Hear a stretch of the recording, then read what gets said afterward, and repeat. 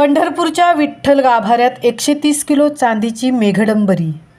आषाढी एकादशीच्या पार्श्वभूमीवर पंढरपूरच्या विठुरायाच्या मंदिरात सजावटीचे काम सुरू आहे। विठ्ठलाच्या दर्शनासाठी भाविकांची गर्दी होत असतानाच हे काम मंदिर समितीकडून सुरू आहे। याचा भाग म्हणून विठ्ठल मंदिरातील गाभाऱ्यात 130 किलो वजनाची चांदीची मेघडंबरी बसवण्यात आली आहे। विठ्ठल रुक्मिणी मंदिर जतन आणि संवर्धनाचे काम सुरू आहे। मंदिराला पूर्वीचे रूप देण्याचे काम पूर्ण झाल्याने पंढरीत येणारे वारकरी व भाविकांना मंदिराचे नवे रूप पाहण्यास मिळत आहे। दरम्यान विठुरायाच्या गाभाऱ्यातील पूर्वीची जीर्ण झालेली मेघडंबरी काढून त्या ठिकाणी नवीन सागवानी मेघडंबरी बसवण्यात आली आहे। महामुंबईसाठी चित्ताराम कळंबे, पंढरपूर।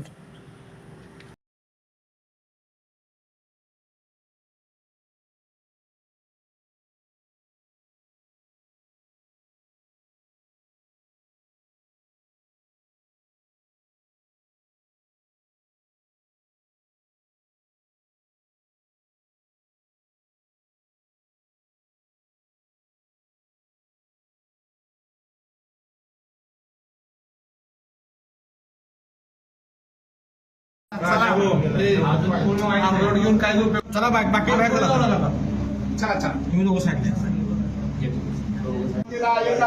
सौभाग्यलंकरणार्थं देवी त्वं प्रतिगृह्यताम् ज्योत्स्नापदे नमस्तुभ्यं नमस्ते विश्वरूपिणे नानापरिमलद्रव्यं गृहाण परमेश्वर नानापरिमलद्रव्यं समर्पयामि।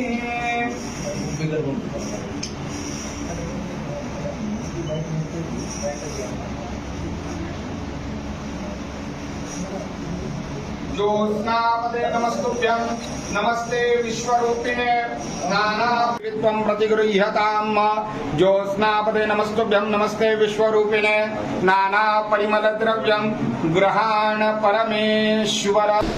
आज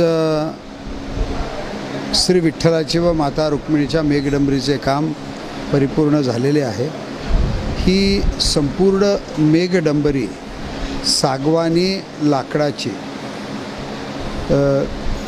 कबीर महाराज मठ व फडाचे मालक श्री हरिभक्तीपरायण विष्णू महाराज कबीर यांनी अर्पण केलेली आहे व याला संपूर्ण चांदी नांदेडचे युवा दानशूर सुमित गणपतराव मोरगे यांनी दिलेली आहे।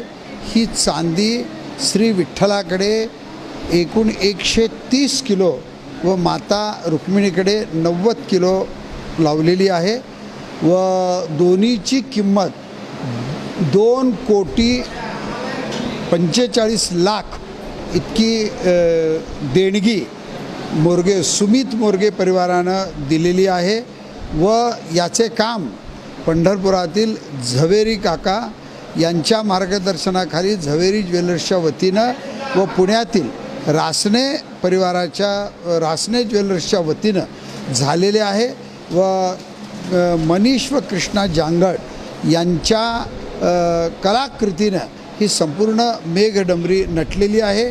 ही एकूण मेघडंबरी 8.5 फुटाची अशी मेघडंबरी आहे। ही मेघडंबरी 14 दिवसात परिपूर्ण केलेली आहे।